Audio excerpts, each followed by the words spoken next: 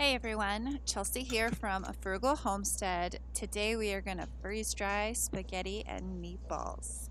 Right now I have a crock pot full of meatballs, some extra ones that I prepared for our meal so that I could freeze dry them. I also have some spaghetti noodles left over.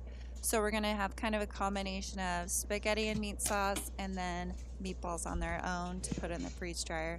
This is a great way to prep meals for the future, whether it's for camping, food storage, or just to make a weeknight dinner easier. So let's go freeze dry some meatballs. So let's set up the freeze dryer. We're going to go into custom. We're just going to make sure all the settings are on the factory default settings. Our initial freeze is 0. We've got 1 minute extra freeze time, dry time's 125, and then an extra 2 hours of dry time. And that just kind of ensures you have more. So we're just going to save it, push start, and now it's going to take 15 minutes to cool down, and then we'll load our trays in. The spaghetti and meatballs are ready to come out of the freeze dryer. Just see here, the spaghetti is crispy. And these meatballs here, you just kind of hear, just kind of pop out. Pretty fun. So we're going to go ahead and bag these up.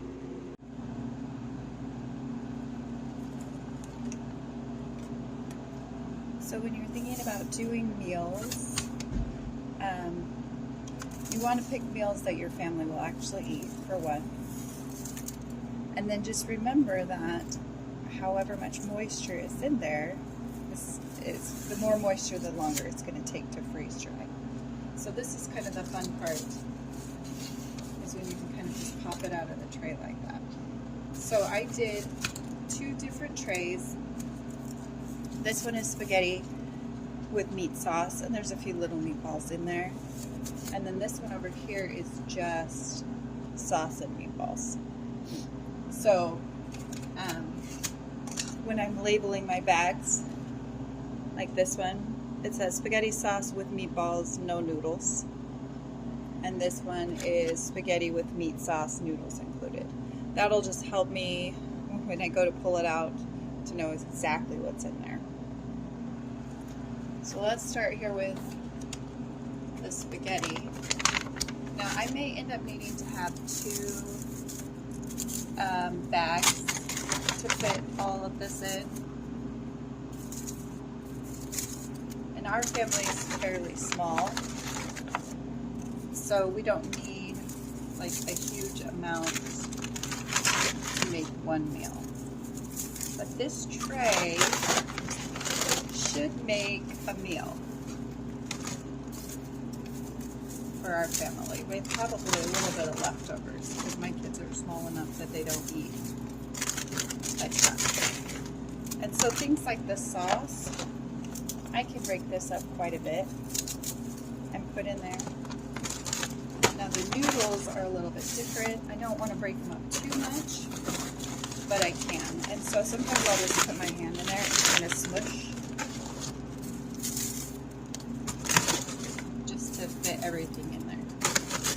Now that works especially well if you're doing like a soup or a stew. When you want to keep some of the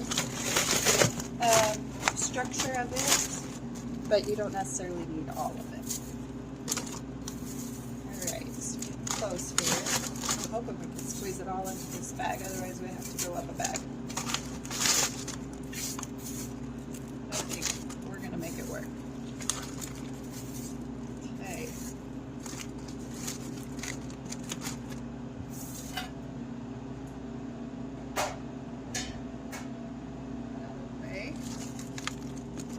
See here,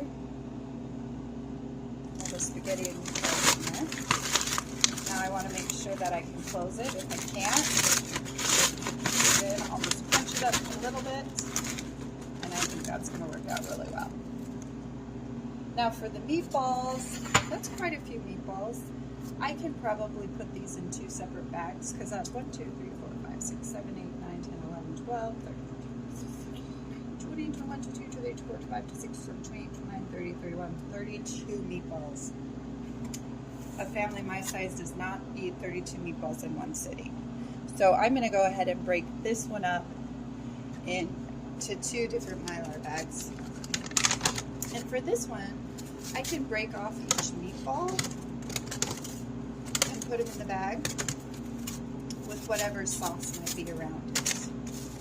And then that way, I'm getting enough sauce, but I also have enough meatballs. And sometimes it'll stick, and I just have my little pancake turner here. And with the meatballs, I don't really want to smush my meatballs. I want them as whole as I can get them. So if I'm going to smush anything, I'm going to break up the sauce.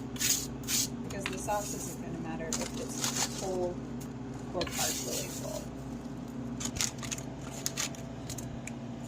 Alright, the next thing is to add our oxygen absorbers in there. Just to make sure keep the oxygen out.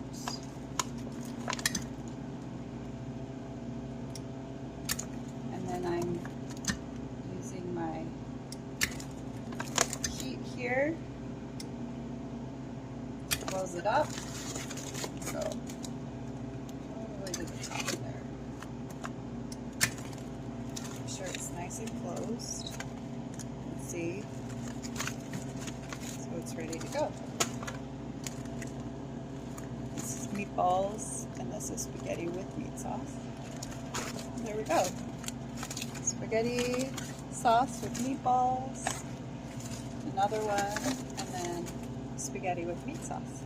So they're all ready to get put on the shelves, and then when I'm ready to use them, I just pop them open and add hot water, and I'm ready for a meal. In my food storage closet, we have our canned goods, and then down here on the bottom is the meals that we have prepped. So we've got noodle soup, scallops and potatoes, white chicken chili, we got broccoli cheese soup. So this is the meals that we have. And yeah, some of it is just smart for food storage, right? To have some meals that you can eat.